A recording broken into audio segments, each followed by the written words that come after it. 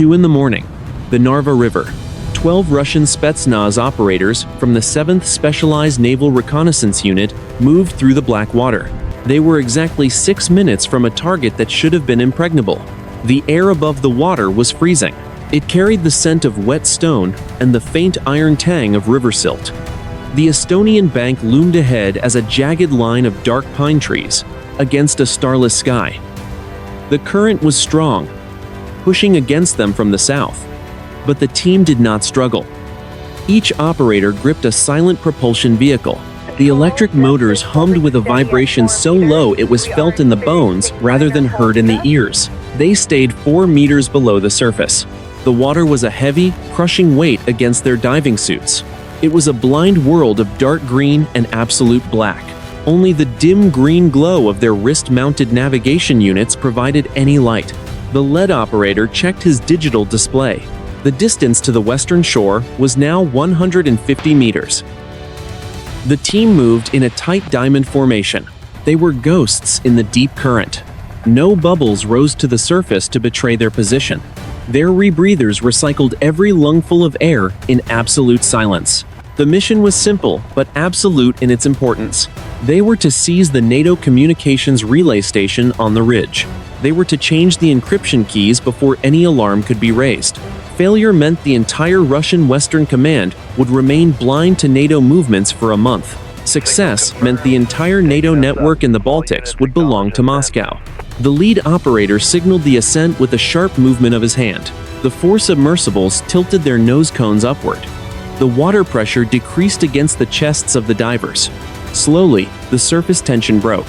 First came the matte black sensors of the lead vehicle. Then the hooded heads of the operators emerged from the depths. They rose among the thick, swaying reeds on the western bank. They were less than 50 meters from the first perimeter fence. The team leader pulled his rubber mask down. The night air hit his skin like a sheet of ice. He scanned the ridge above them with narrowed eyes.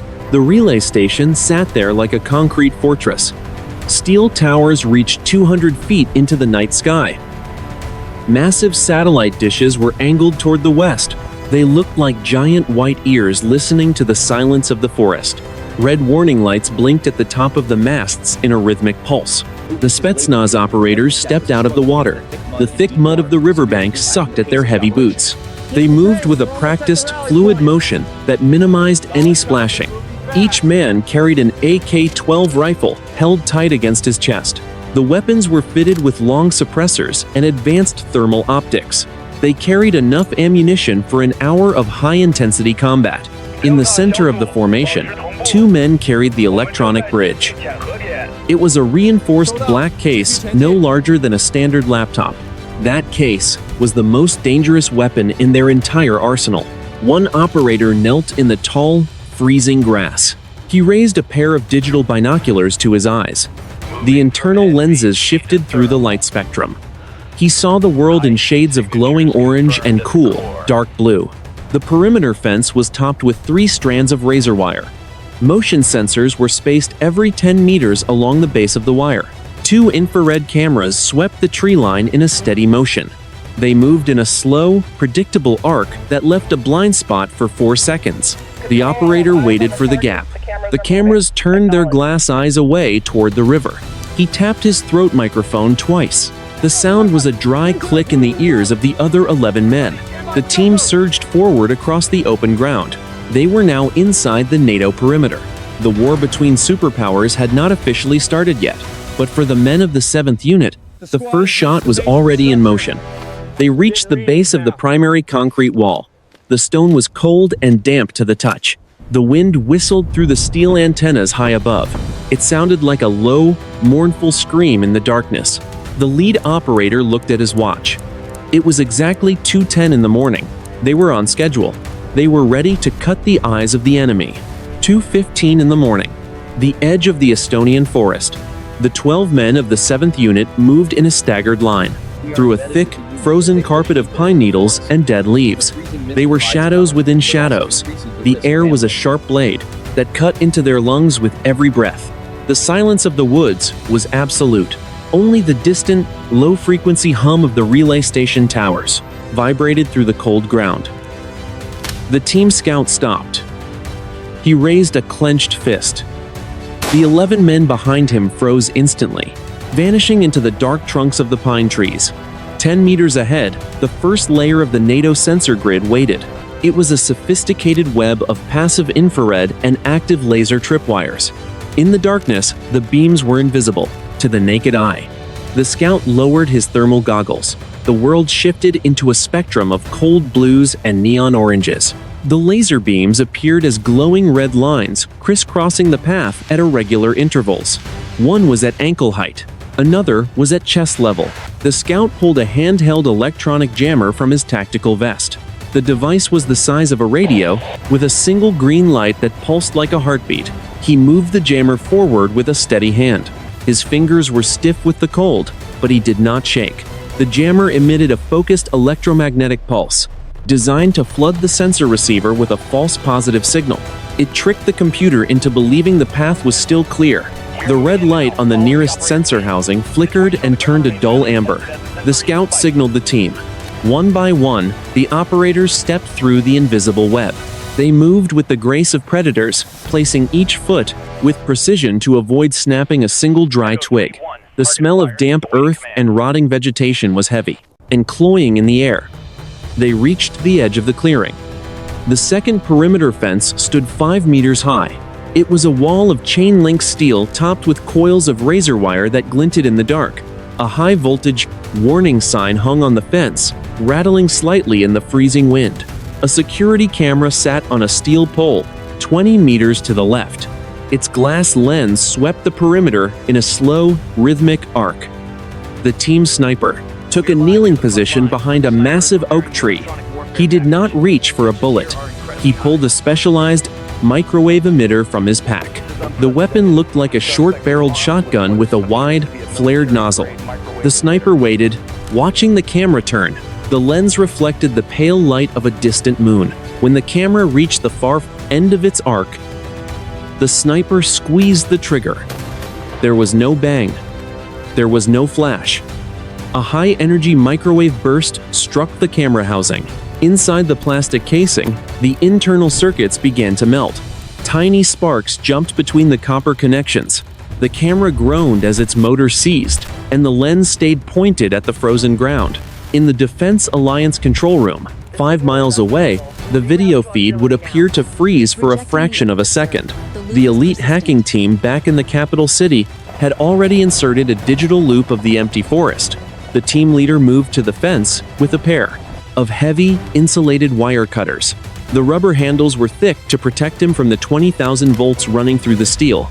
He timed his movements with the wind. A sudden gust roared through the pine trees, masking all sound. The metal wire snapped with a dull, muffled click. He peeled back a section of the fence, the sharp edges of the galvanized steel catching the faint light. The scent of ozone from the nearby power lines was sharp, chemical.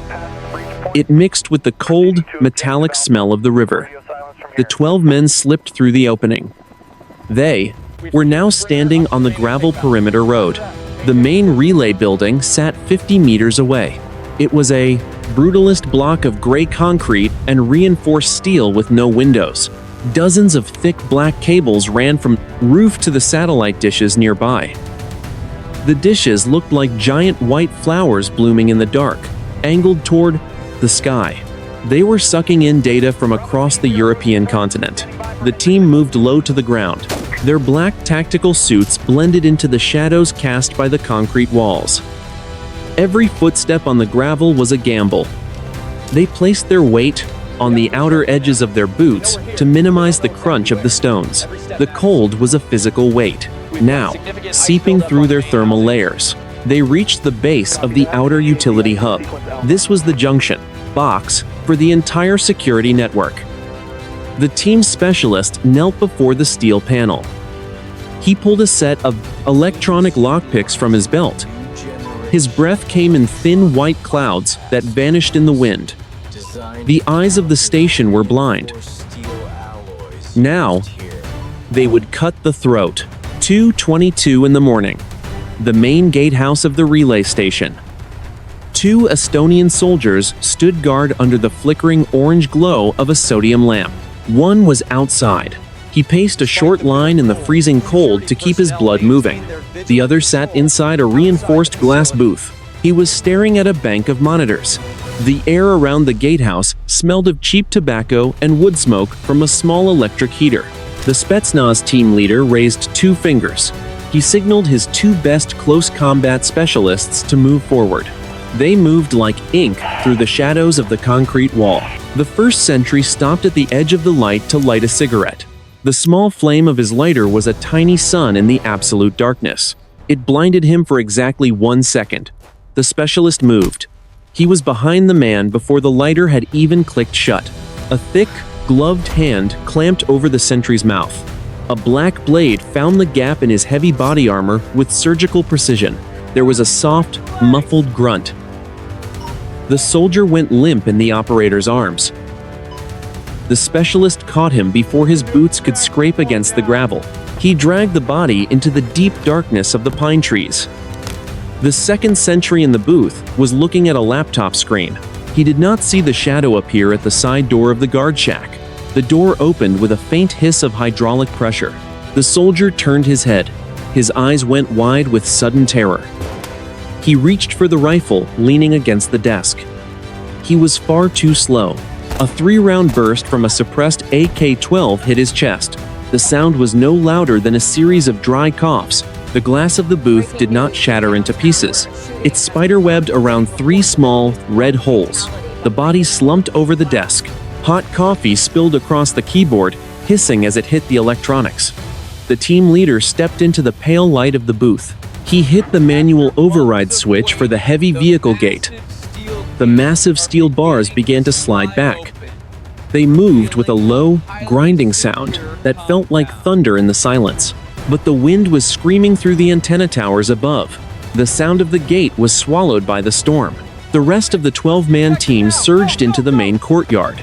The courtyard was a wide expanse of black asphalt and white painted lines. 2 heavy transport trucks were parked near the back wall. In the center stood the primary server hub. It was a windowless block of reinforced stone and steel. The air here was even colder than by the river. It felt like standing inside a massive, open tomb. The team took up defensive positions behind the concrete barriers. They moved in perfect sync, covering every angle of the compound.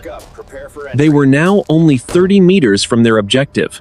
The heavy steel doors of the hub were locked by a biometric scanner. The red light of the sensor pulsed like a warning eye. The signal specialist knelt by the door and opened his gear bag. He pulled out a series of bypass cables and a portable tablet. The wind carried the sharp, chemical smell of burning electronics from the gatehouse. The team leader checked the perimeter one last time. The Alliance was still sleeping. The specialists had 5 minutes to break the seal. They would not be using a fingerprint to get inside. They would use high-voltage logic. 2:30 in the morning. The primary entrance to the NATO server hub. The Spetsnaz breaching team was not going to wait for a digital handshake or a biometric clearance. They had exactly 90 seconds before the thermal signature of their heavy equipment would be flagged by an overhead satellite pass. The air around the reinforced steel door was heavy with the scent of ozone and the biting, metallic cold of the Baltic night. A thin layer of white frost sparkled on the surface of the door, reflecting the dim, pulsing red light of the security sensors above. The lead breacher stepped forward, his movements heavy and deliberate. He pulled a strip of flexible thermal paste from a vacuum-sealed pouch on his thigh. He slapped the gray, clay-like material against the door hinges in 4 precise spots. The paste felt cold and slightly greasy against his tactical gloves. He pressed a small magnesium detonator into the center of each strip, the metal clicking into place with a sickening finality. The team moved back 5 meters in a practiced formation. They crouched behind 2 ballistic shields, which were heavy, matte black rectangles of ceramic and Kevlar designed to stop high-velocity rounds and shrapnel. The breacher tapped his throat microphone twice. A low, rhythmic pulsing sound began to emanate from the doorframe as the charges armed. Then came the heat. The thermal charges did not explode with a traditional bang. Instead, they hissed with a sound like 1,000 angry snakes. A blinding white light erupted from the hinges. bleaching the darkness of the courtyard and casting long, dancing shadows against the pine trees.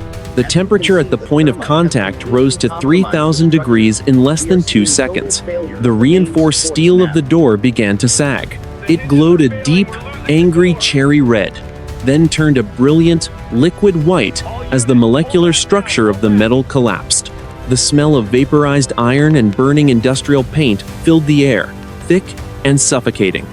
Molten metal dripped onto the asphalt courtyard, sizzling and popping as it hit the frozen ground. The lead operator stepped forward and delivered a single, powerful kick to the center of the door with his heavy combat boot.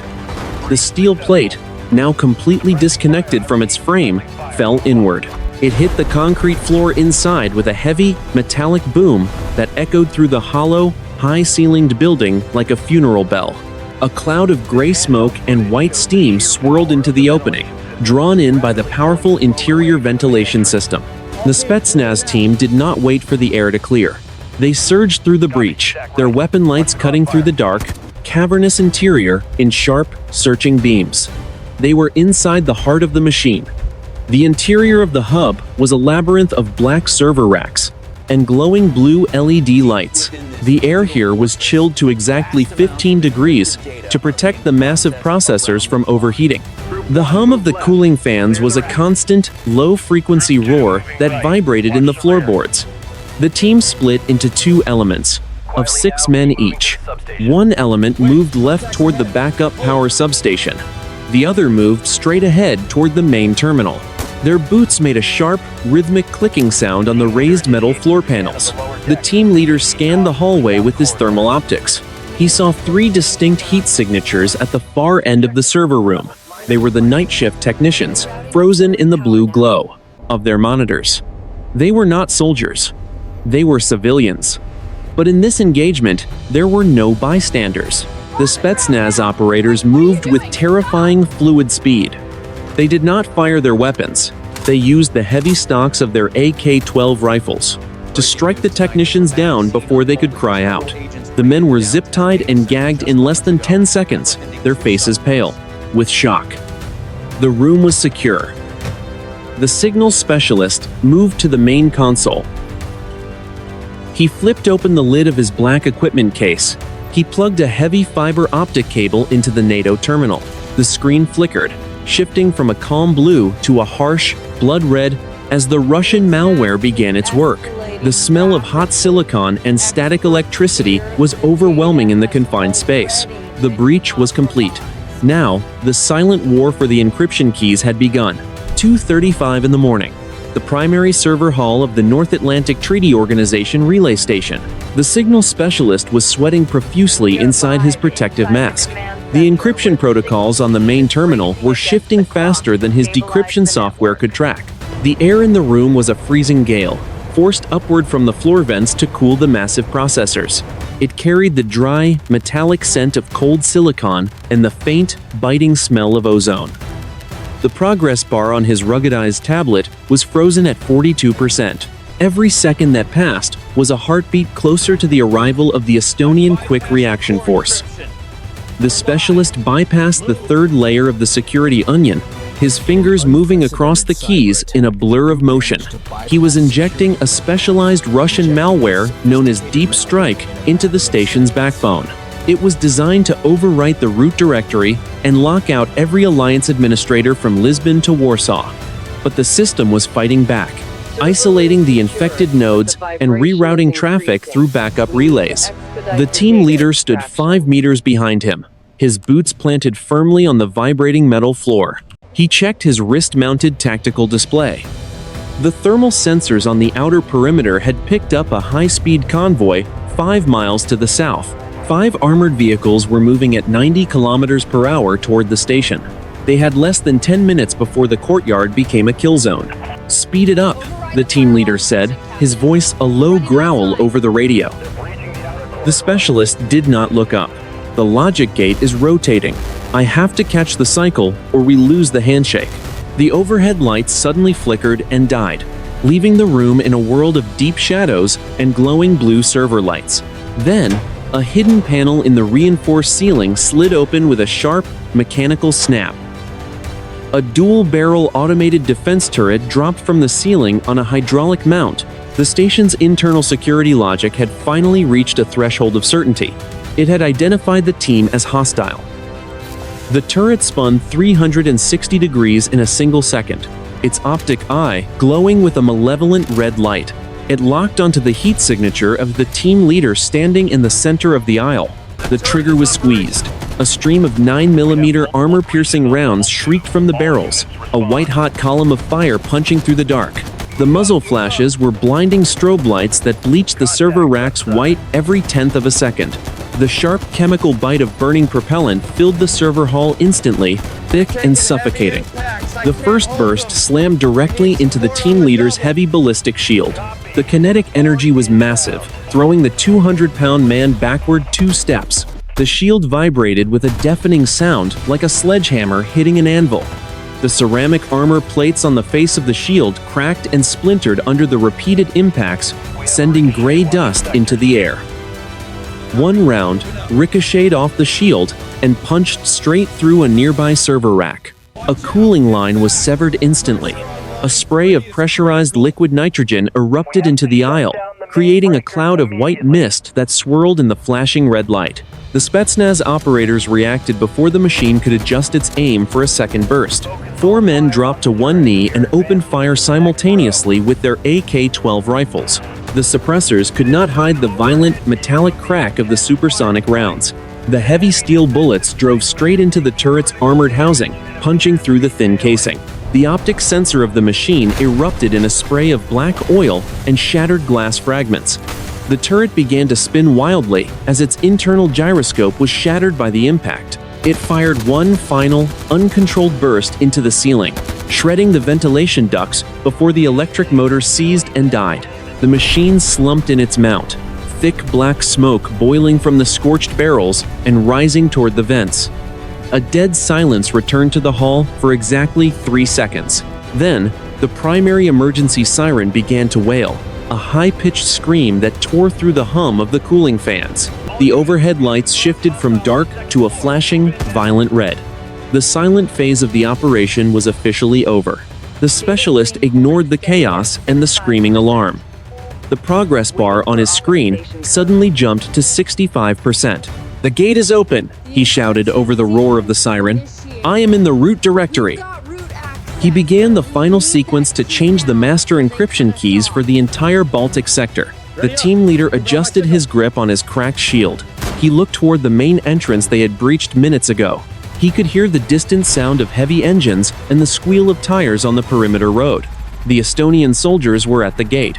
He pulled a claymore mine from his pack and slapped it against a server rack facing the door. "Hold the line," the leader commanded. The real fight was just beginning.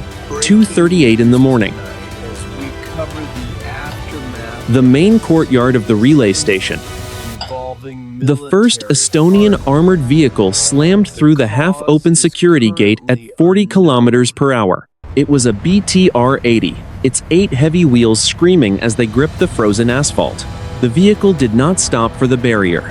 The steel bars of the gate groaned and snapped like dry twigs. Behind it, 4 more vehicles roared into the compound, their headlights cutting through the swirling snow and exhaust smoke. The Estonian Quick Reaction Force was on the ground. Inside the server hub, the team leader felt the floor vibrate under his boots. He knew the math of the engagement was shifting against them. The air in the lobby was thick with the smell of burnt electrical components and the bitter cold from the breached entrance. He signaled his 3 best riflemen to the primary defensive positions. They took cover behind a row of reinforced concrete pillars. Outside, the Estonians did not wait for a parley. The BTR-80 turret spun 90 degrees and opened fire. A stream of 14.5mm rounds tore through the night air. The muzzle flashes were a continuous white strobe that blinded the darkness. The heavy bullets punched straight through the concrete facade of the hub. Large chunks of masonry the size of human fists flew across the lobby like shrapnel. One round slammed into a heavy metal desk and sent it tumbling backward 6 meters. The shockwave of the impacts compressed the chests of the men inside. The team leader reacted instantly with an RPG-7 shoulder-fired launcher. The rocket shrieked off the rail. a white column of fire punching backward through the smoke. The heat blast washed across the faces of the operators nearby. The warhead drove into the front wheel well of the lead-armored vehicle. The BTR-80 erupted instantly in a brilliant orange fireball. The front axle was sheared clean off, and the 10-ton vehicle was lifted 2 meters off the ground. The turret was thrown into the air, spinning twice before it crushed a transport truck 10 meters away. Black smoke boiled out of the wreckage, smelling of diesel and burnt rubber. The Estonian infantry scrambled out of the following vehicles. They moved in a professional wedge formation, returning fire with their 5.56mm carbines. The sound of the engagement was a deafening roar that drowned out the station's emergency siren. Tiny sparks danced across the asphalt as hundreds of rounds struck the building. The team leader dropped the empty launch and grabbed his AK-12. He leaned around the pillar and fired a controlled 5-round burst. He saw an Estonian soldier spin and fall behind a concrete barrier. The lobby was now a storm of dust, smoke, and hot lead. The temperature in the room had risen 10 degrees from the heat of the continuous fire. Every few seconds, a heavy round from an Estonian sniper would crack against the back wall. The sound was like a whip cracking inches from their ears. "Report!" the leader shouted into his microphone. The signals specialist was hunched over his terminal in the back room. The blue glow of the monitors was the only light in the server hall. 82%, the specialist replied. His voice was strained but steady. "The NATO Corps is attempting a hard reset. I am fighting the watchdog program." The specialist's fingers were a blur as he bypassed the final security gate. He was now within the master directory of the Baltic communication spine. On his screen, a map of the region showed hundreds of green icons. Each icon represented a NATO unit, a ship, or a radar station. If he finished the upload, every one of those icons would turn red. They would be locked out of their own encrypted networks. Outside, the Estonians were preparing a second assault. They were bringing up a heavy mortar team to the perimeter fence. The team leader saw the movement through his thermal optics. He saw the orange heat signatures of the mortar tubes being leveled. "They are going to level the building," he warned his team. The air was suddenly filled with the high-pitched whistle of incoming rounds. The first mortar shell struck the roof of the hub. The ceiling groaned as a 3-meter hole was punched through the reinforced concrete. A rain of gray dust and twisted rebar fell onto the server racks.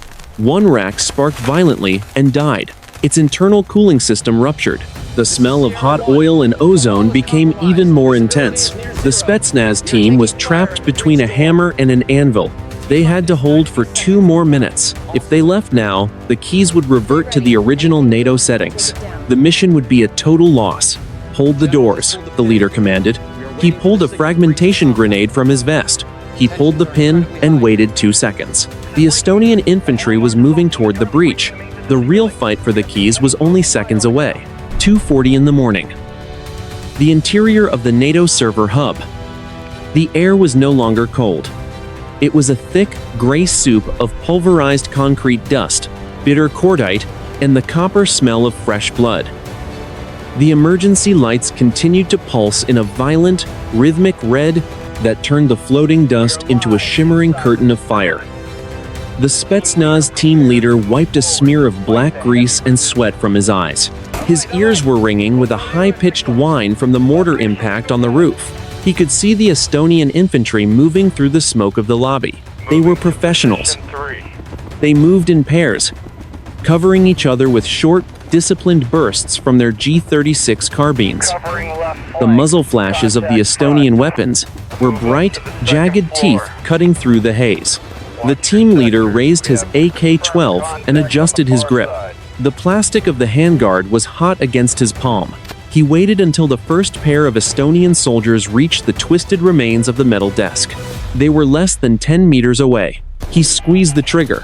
The suppressed weapon made a series of heavy, metallic clicks that sent 3-round bursts into the smoke. He saw the lead Estonian soldier jerk backward as the heavy rounds found the gaps in his neck protection.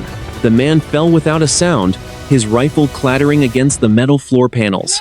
The second soldier dived for cover behind a server rack, screaming for support in Estonian.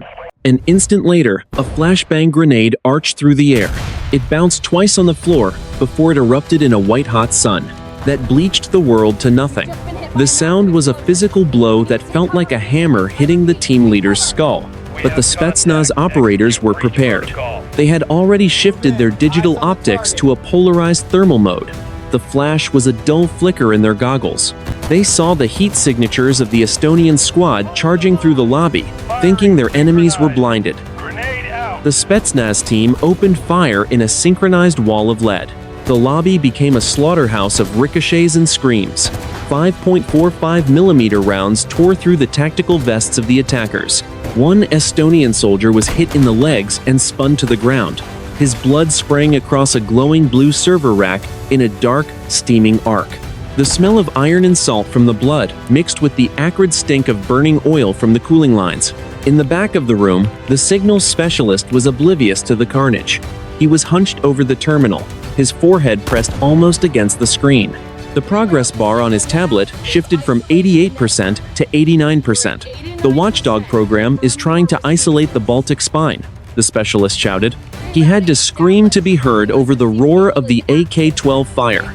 I am manually rerouting the packets through the undersea cable at Riga. Give me 30 seconds. The team leader checked his ammunition. He was on his last 3 magazines. The rest of the 12-man team was in similar shape. 2 of his men were down. One had taken a fragment of rebar through the shoulder. The other was slumped against a pillar, his chest armor shattered by a high-velocity round. The air in the hub was vibrating with the sound of a heavy diesel engine just outside the door. The Estonians were bringing up a second armored vehicle. They were going to drive it straight into the lobby to crush the remaining defenders. The team leader looked at the hole in the ceiling. The snow was falling through the gap, the white flakes turning to gray ash before they hit the floor. He could see the stars through the smoke. They looked cold and indifferent to the small, violent death of the station. He pulled his last fragmentation grenade from his belt. He felt the weight of the steel in his hand. He looked at the specialist. The progress bar hit 91%. The entire NATO communication network for 3 countries was hanging by a single digital thread. The sound of the armored vehicle outside reached a deafening roar. The building shook as the heavy wheels climbed over the rubble of the entrance. The headlights of the vehicle swept through the lobby like the eyes of a monster. Finish it, the leader commanded. He stood up from behind the pillar, the red emergency lights painting him like a ghost. The Estonian vehicle loomed in the smoke, its heavy machine gun beginning to traverse toward the back of the room. The battle for Narva had reached its tipping point. 2:45 in the morning, the center of the server hall. The signals specialist stared at the glowing screen. The progress bar hit 98%. The BTR-80 in the lobby roared again. Its heavy machine gun was chewing through the last line of server racks.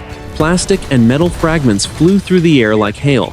The sound was a relentless, rhythmic thudding that shook the very foundations of the hub. The specialist slammed his fist onto the keyboard. 100%. The screen flickered once and then turned a flat, dead black. The NATO network across the entire Baltic sector had just gone dark. The specialist ripped the solid-state drive from the terminal with a violent tug.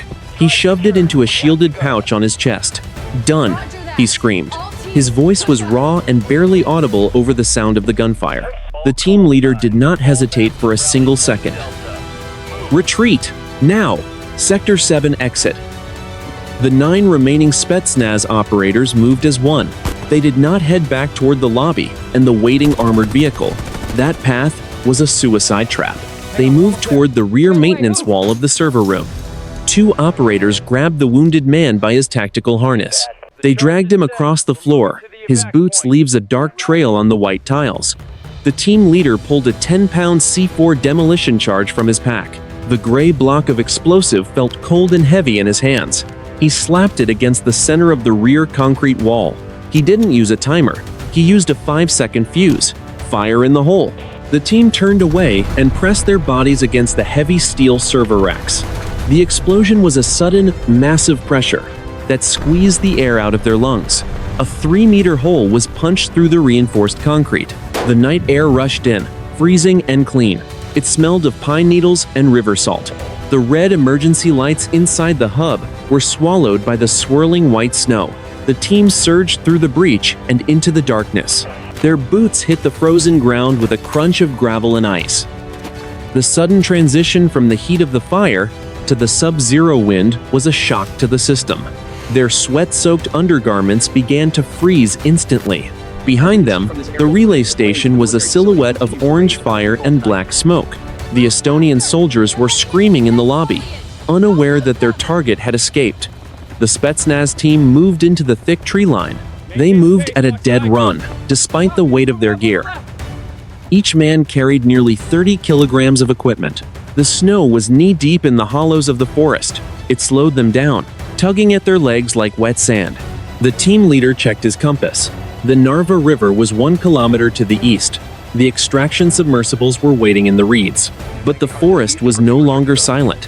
He could hear the high-pitched whine of drone rotors overhead. A NATO surveillance drone was hunting for their heat signatures. A blue searchlight cut through the canopy of the trees 200 meters behind them. The beam swept across the snow, looking for the disturbed path of their retreat. "Scatter and mask," the leader commanded. The operators pulled thermal blankets over their shoulders. The metallic fabric blocked their body heat from the drone's infrared sensors. They crouched under the low branches of the heavy pines. The smell of resin and cold earth was overwhelming. The drone passed directly overhead with a low, buzzing sound. Its blue light illuminated the forest floor like a cold moon. The team held their breath. The only sound was the wind rattling the frozen branches above. The light moved on, fading into the distance toward the south. "Move," the leader whispered. They rose and continued their flight toward the river. Their muscles were screaming with exhaustion. The adrenaline was beginning to fade, replaced by a deep, bone-weary ache. They reached the edge of the high ridge overlooking the water. The Narva River was a ribbon of black ink under the starless sky. The eastern bank, the Russian bank, was only 400 meters away. But the Estonian border patrol had already reached the shoreline below. 2 high-speed interceptor boats were idling in the current. Their powerful spotlights were scanning the reeds where the submersibles were hidden.